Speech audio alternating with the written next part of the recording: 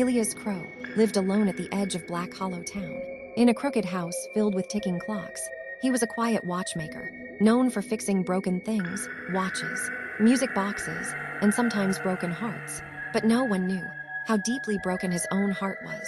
Every night, he sat by his window, staring at the lonely cemetery on the hill, where his beloved wife, Leora, had been buried 2 years before. Since her death, Elias had not truly lived. He merely existed, breathing in a world that had lost its color. Before Leora died, she made him promise something strange. "Never leave me," she whispered, her voice trembling. Even in death, Elias had nodded, tears streaming down his face.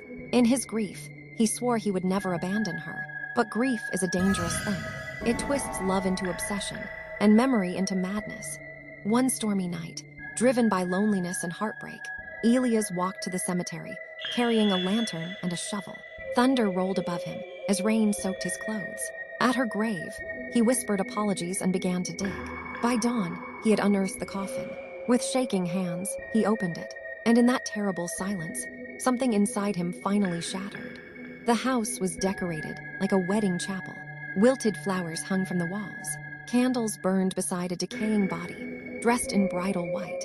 Elias stood beside her, smiling softly. "She kept her promise," he said calmly. "She never left me."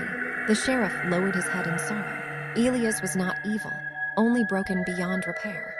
Elias dressed her in a white gown, one she never wore in life. He placed a ring on her cold finger and whispered wedding vows beneath flickering candlelight. There was no priest, no guests, only madness bearing witness. In his broken mind, Leora was alive again, smiling, breathing, loving him. He carried her back to his house and laid her gently on the bed, speaking to her as though she could answer. Soon, strange smells began drifting through Black Hollow.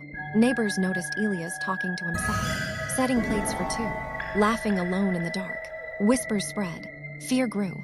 One night, the sheriff forced open Elias' door. What they found inside froze them with horror. They buried Leora properly again, this time under heavy guard. Elias was taken to a distant asylum, where he spent his days talking to empty air and holding an invisible hand. Every night, he whispered the same words, "Till death do us part," but death had already won. Years later, people still claim that at midnight, a lonely figure walks between the graves, holding the hand of a bride no one else can see.